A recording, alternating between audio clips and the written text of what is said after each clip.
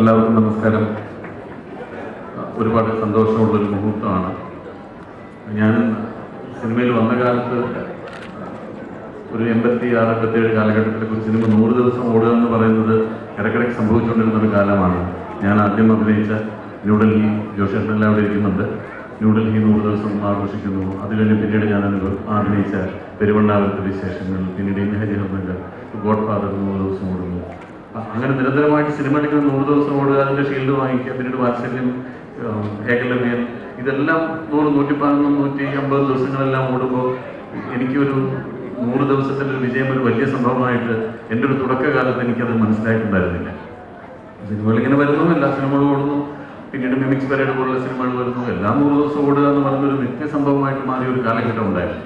പിന്നീട് സിനിമയുടെ റിലീസിങ് രീതികൾ മാറി, വൈഡ് റിലീസ് വന്നു, എല്ലാ തിയേറ്ററുകളിലും എല്ലാ സെൻറ്ററുകളിലും സിനിമകൾ ഇറങ്ങാൻ തുടങ്ങി. വളരെ കുറച്ച് ദിവസം കൊണ്ട് മാത്രം പടങ്ങൾ കളക്ട് ചെയ്യുന്ന ഒരു രീതി വന്നു. അപ്പോൾ സിനിമ 100 ദിവസം ഓടുക എന്ന് പറയുന്നത് വളരെ അപൂർവമായി സംഭവിക്കുന്ന ഒരു കാര്യമായിട്ട് മാറി. പിന്നീട് വളരെ അടുത്ത കാലത്ത് ദൃശ്യം എന്ന് പറയുന്ന സിനിമയാണ് ആ റെക്കോർഡുകളെല്ലാം ഭേദിച്ചുകൊണ്ട് 100 ദിവസം കവർ ചെയ്തൊരു സിനിമ. അപ്പോൾ ഒരു സാധാരണ മലയാള സിനിമ 100 ദിവസം ഓടുക എന്ന് പറയുന്നത് ഒരു ചരിത്ര സംഭവം തന്നെയായി മാറിയ ഈ കാലഘട്ടത്തിൽ അമരക് ആന്റണി എന്ന ഈ സിനിമ ഈ ഒരു വൻ വിജയം കരസ്ഥമാക്കിയതിനും എനിക്കും അതിൻ്റെ ഒരു ഭാഗമാകാൻ കഴിഞ്ഞതിനുള്ള സന്തോഷം ഞാൻ നിങ്ങളോടൊപ്പം എല്ലാവരോടും അത് പങ്കുവയ്ക്കുന്നു. ഈ സിനിമയിൽ വർക്ക് ചെയ്ത എല്ലാവരെയും ഞാൻ എൻ്റെ അഭിനന്ദനം അറിയിക്കുന്നു.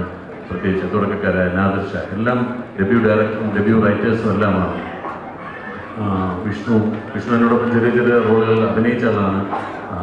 അപ്പോൾ അങ്ങനെ പുതിയതായി വന്ന ഒരുപാട് പേര് കൂടി ഉണ്ടാക്കിയ ഒരു സിനിമ ഇത്രയും ഒരു വലിയ വിജയമായി. അതുപോലെ നായക നിരയിലെ പൃഥ്വിരാജും ഇന്ദ്രജിത്തും ജയസൂര്യയും 3 പേരെയും ഒരുമിച്ച് ഈ സിനിമയ്ക്ക് കിട്ടുമെന്ന് ഞാൻ നാദിർഷ അടുത്ത് ആദ്യം ചോദിക്കുമായിരുന്നു.